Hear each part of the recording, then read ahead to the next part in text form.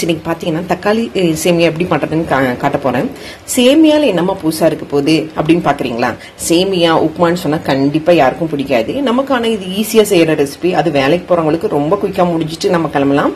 But இந்த சேமியாவை நான் சொல்ற மாதிரி ட்ரை பண்ணி பாருங்க. கண்டிப்பா சாப்பிடாத குட்டீஸ் கூட சாப்பிடுவாங்க. இன்னைக்கு நான் பண்ற சேமியா பாத்தீங்கன்னா தக்காளி சேமியா தான்.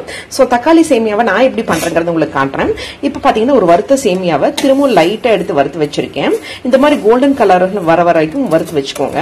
இது தக்காளி சேமியாக்கு என்னென்ன பொருள்ங்கிறது நான் உங்களுக்கு காட்டுறேன். தக்காளி சேமியாக்கு என்னங்க பெருசா போட போறோம்? தக்காளி, வெங்காயம், பச்சை மிளகா, வரமிளகா. அது போக கூட என்ன ஸ்பெஷலா போடுறோங்கிறது உங்களுக்கு காட்டுறவாங்க.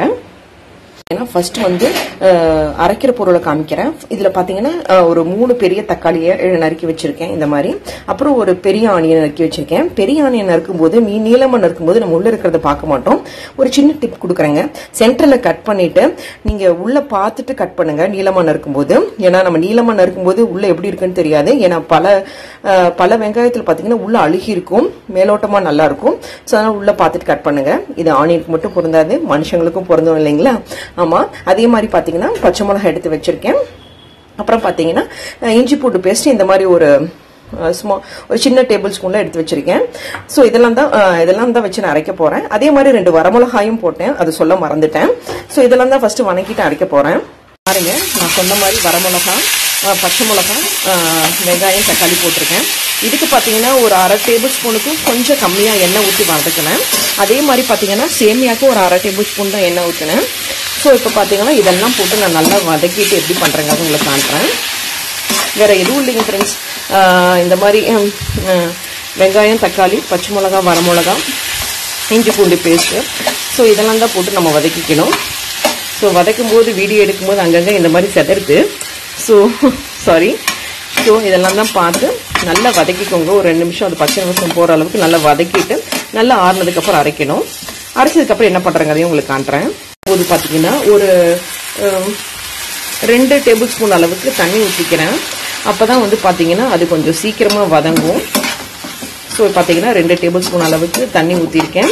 இது நல்ல தண்ணி ட்ரை ஆகிற மாதிரி வதக்கிட்டோம்னா அது ஓரளவுக்கு ரெடி ஆகிடும். ஸோ இது தண்ணி ட்ரை ஆகிற அளவுக்கு நல்லா வதக்கிட்டு நான் அரைக்க போகிறேன்.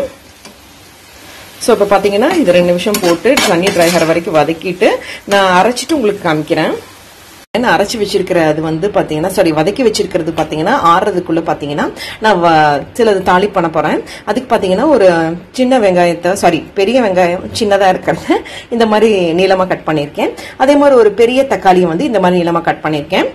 பெரிய வெங்காயத்தை சின்ன சைஸ்லயும் ஒரு தக்காளி பெருசையும் எடுத்து இந்த மாதிரி நீளமா கட் பண்ணி வச்சிருக்கேன். வாங்க இது எப்படி பண்றதுன்னு பார்க்கலாம். திரும்பவும் சேமியா வதக்கின அதே இதுல தான் வதக்க போறேன். பாத்தீங்கன்னா இந்த கடாயில பாத்தீங்கன்னா ஒரு பெரிய டேபிள் அளவுக்கு சமையல் எண்ணெய் யூஸ் பண்ணிருக்கேன். நம்ம வீட்டுல யூஸ் பண்ற ஆயில எடுத்துக்கலாம். இது நல்லா சூடானதுக்கு அப்புறம் தாளிப்பு போடுவோம் இல்லைங்களா, அது எல்லாமே ஆட் பண்ண போறேன். அதையும் காட்டுறேன் உங்களுக்கு. எண்ணெய் நல்லா சூடாயிருச்சு. ஃபர்ஸ்ட் பாத்தீங்கன்னா கடுகு, சீரகம், சோம்பு இதெல்லாம் பாத்தீங்கன்னா 1/4 டீஸ்பூன் அளவுக்கு எடுத்து வச்சிருக்கேன். இது நல்லா பொரிஞ்சதுக்கு அப்புறம் பாத்தீங்கன்னா கடலை பருப்பும் உளுந்து பருப்பும் போட போறேன். உங்க குவான்டிட்டி சேமியா குவான்டிட்டி தகுந்த மாதிரி இதெல்லாம் எடுத்து வச்சுக்கோங்க. சோ இது எப்படி பண்றேங்கிறதையும் உங்களுக்கு காட்டுறேன் ஸ்டெப் பை ஸ்டெப்பா. இப்போ இது நல்லா பொரிஞ்சதுக்கு அப்புறம் நான் வந்து இதெல்லாம் ஆட் பண்ண போறேன். கடுகு நல்லா வெடிச்சதுக்கு அப்புறம் கடலை பருப்பு உளுந்து பருப்பு ஆட் பண்ண போறேன். கடுகு இதெல்லாம் நல்லா பொரிஞ்சிருச்சு. இப்போ கடலை பருப்பு உளுந்து பருப்பையும் ஆட் பண்ண போறேன். சோ இது பாத்தீங்கன்னா லைட்டா ரெட்டிஷா ஆகும்போது பாத்தீங்கன்னா நம்ம வெங்காய தக்காளி போட்டுடலாம். இல்லைன்னா ரொம்ப விட்டீங்கன்னா இது ஒரு மாதிரி கருகிற மாதிரி ஆயிடும். லைட்டா சவக்கிற மாதிரி இருக்கும்போதே பாத்தீங்கன்னா இந்த வெங்காயத்தை ஆட் பண்ணிக்கோங்க. ஆஸ் யூஷுவல் பாத்தீங்கன்னா வெங்காயம் நல்லா வதங்கினதுக்கு அப்புறம் தக்காளி ஆட் பண்ணணும். ஸோ வெங்காயத்தை நல்லா வதக்கிட்டு நான் உங்களுக்கு தக்காளியும் வதக்கிட்டு காட்டுறேன். வெங்காயம் தக்காளி நல்லா வதங்கிட்டு இருக்க நேரத்தில் சீக்கிரமா வதங்குறதுக்காக நான் வந்து பாத்தீங்கன்னா ராக் சால்ட் ஆட் பண்ணிக்கோங்க. இல்லைன்னா எங்கிட்ட இப்போ நான் யூஸ் பண்றது பாத்தீங்கன்னா பிங்க் சால்ட் தான். உங்க குவான்டிட்டிக்கு தகுந்த மாதிரி சால்ட் ஆட் பண்ணிக்கோங்க. இதுக்கு பாத்தீங்கன்னா கிட்டத்தட்ட நான் பிங்க் சால்ட்டே பாத்தீங்கன்னா 1/2 டேபிள் ஸ்பூன் அளவு போட்டிருக்கேன். வீடியோல 1 ஸ்பூன் தானே காமிச்சேன் அப்படின்னு நினைக்காதீங்க. அதுக்கப்புறமும் திரும்ப நான் ஆட் பண்ணேன் 1/2 டேபிள் ஸ்பூனு. ஏன்னா குவான்டிட்டிக்கு தகுந்த மாதிரி நம்ம உப்பு ஆட் பண்ணிக்கணும் எப்பயுமே. என்னோட இந்த குவான்டிட்டிக்கு பாத்தீங்கன்னா 1/2 டேபிள் ஸ்பூன் கரெக்டா இருந்துச்சு. பிங்க் சால்ட் நான் காமிச்ச அந்த ஸ்பூன் அளவு பாத்தீங்கன்னா இந்த தக்காளி நல்லா மசியறதுக்காக திரும்பவும் அதுல 2 டேபிள் ஸ்பூன் எண்ணெய் ஊற்றணும். பாத்தீங்களா ஃபர்ஸ்ட் அரைக்கிறதுக்கு அதே மாதிரி இதுலயும் 2 டேபிள் ஸ்பூன் அளவுக்கு தண்ணி ஊற்றுறேன்.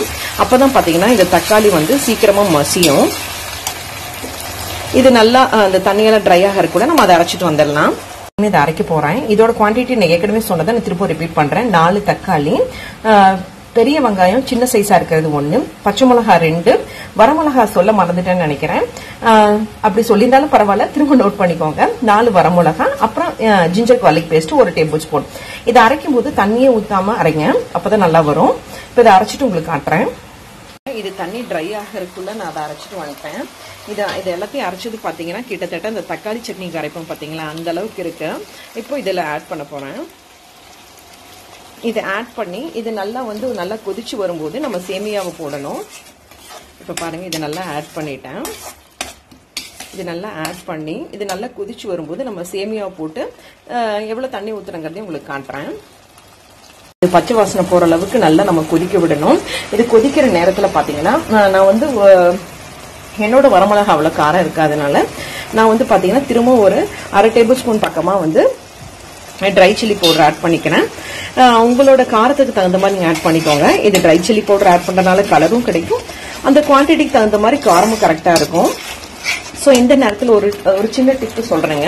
இதுல பாத்தீங்கன்னா கொஞ்சோண்டு நான் சுகரை ஆட் பண்ண போறேன், அதையும் காட்டுறேன். ஏன்னா இந்த நேரத்தில் நான் சுகர் ஆட் பண்றேன்னு சொன்ன பாத்தீங்களா, அந்த சுகரை நான் எவ்வளவு ஆட் பண்றேங்கிறதையும் உங்களுக்கு நான் காட்டுறேன். இந்த சுகர் பாத்தீங்கன்னா நீங்க ரொம்ப எல்லாம் ஆட் பண்ணதுன்னு தேவையில்லை, ஒரு பேருக்கு கொஞ்சமா ஆட் பண்ணா போதும். சுகர் எடுத்துட்டு காட்டுறேன், சாரி.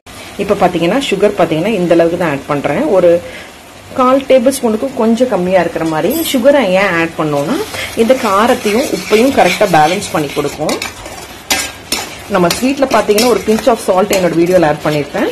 அதே மாதிரி பாத்தீங்கன்னா நம்ம சமைக்கிறதுல பாத்தீங்கன்னா சுகர் பாத்தீங்கன்னா இந்த ஒயிட் சுகர் தான் கொஞ்சமா இந்த மாதிரி ஆட் பண்ணிக்கிட்டீங்கன்னா இந்த காரத்தையும் அந்த உப்பையும் கரெக்டா பேலன்ஸ் பண்ணி கொடுக்கும். எஸ்பெஷலி காரத்தை நல்லாவே பேலன்ஸ் பண்ண பிடிக்கும். ஸோ இப்போ பாருங்க, இதெல்லாம் நல்லா ட்ரை ஆயிடுச்சு. இது நல்லா கொதிச்சு அந்த பச்சை வாசனை போயிடுச்சு. ஸோ இந்த நேரத்தில் பார்த்தீங்கன்னா இந்த சேமியா எடுத்து வச்சிருந்தேன் பார்த்தீங்களா, அதை ஆட் பண்ண போறேன். ஸோ இதையும் போட்டு நல்லா மிக்ஸ் பண்ணிடுறேன். இதை மிக்ஸ் பண்ணிட்டு இப்போ தண்ணி எவ்வளோ ஆட் பண்ணுங்கிறதையும் உங்களுக்கு காட்டுறேன். சேமியாவையும் போட்டு நல்லா அந்த மசாலாவோட மிக்ஸ் பண்ணிக்கிறேன். எவ்வளவு தண்ணி ஊத்துறேன்னு காட்டுறேன்னு சொன்னேன் பாத்தீங்களா. நான் இந்த கிளாஸ்ல சேமியா எடுத்திருந்தேன். ஸோ இந்த கிளாஸ்ல பாத்தீங்கன்னா 2 கிளாஸ் அளவு தண்ணி ஊத்துறேன். ஸோ இந்த என்னோட எடுத்த குவான்டிட்டிக்கு தகுந்த மாதிரி நான் தண்ணி ஊத்துறேன். நீங்க எந்த கிளாஸ்ல எடுக்கிறீங்களோ அதுக்கு தகுந்த மாதிரி தண்ணி ஊத்திக்கோங்க. இதுக்கு பாத்தீங்கன்னா நான் 1.5 கிளாஸ் சேமியா எடுத்திருந்தேன். ஸோ பாத்தீங்கன்னா ஒரு 2 கிளாஸ்க்கும் கொஞ்சம் கம்மியா ஒரு 1.25 கிளாஸ் தண்ணி ஊத்துனேன்னு சொல்லுவேங்க. ஸோ 3/4 கிளாஸ் ஏன் காமிக்கலன்னு நினைக்காதீங்க, வீடியோ எடுக்கிறதுனால அதை காமிக்க முடியல, நானே வீடியோ எடுக்கிறதுனால. ஸோ இதெல்லாம் போட்டு நல்லா பாயில் ஆகி வந்ததுக்கு அப்புறம் உங்களுக்கு நான் ஃபினிஷிங் எப்படி இருக்குங்கிறதையும் காட்டுறேன். பாயில் ஆக போதும். இந்த பாயில் ஆகிற ஸ்டேஜ்ல எப்பயுமே நம்ம இந்த மாதிரி பாயில் ஆகிற சமயத்துல இந்த மாதிரி ஒரு லிட்டை வச்சு க்ளோஸ் பண்ணிட்டோம்னா அது சீக்கிரம் பாயில் ஆகும். இது ஒரு சின்ன டிப்னு எடுத்துக்கோங்க. இல்லதான் நம்ம லிட்டை வச்சு க்ளோஸ் பண்ணாலும் பக்கத்திலேயே நின்று அது தண்ணி ட்ரை ஆகுதான்னு பாத்துக்கோங்க. ஸோ அதனாலதான் இப்போ நான் ஒரு 2 நிமிஷம் கழிச்சு இதை திரும்ப எடுத்து நல்லா மிக்ஸ் பண்ணி விடுறேன். இது நல்லா தண்ணி ட்ரை ஆனதுக்கு அப்புறம் ஃபினிஷிங் எப்படி வந்திருக்குங்கிறதையும் உங்களுக்கு காட்டுறேன். ஹாட் பேக்ல எடுத்து வச்சேன். சூப்பரா எம்மியா வந்திருக்கு.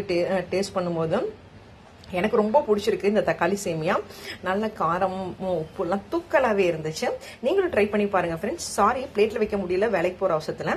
இந்த வீடியோ பாக்குறவங்க சப்போர்ட் பண்ணணும்னு நினைச்சீங்கன்னா மறக்காம ஒரு லைக் பட்டனை மட்டும் கிளிக் பண்ணி விடுங்க ஃப்ரெண்ட்ஸ். எனக்கு ரொம்ப மோட்டிவேஷனா இருக்கும். தேங்க்யூ.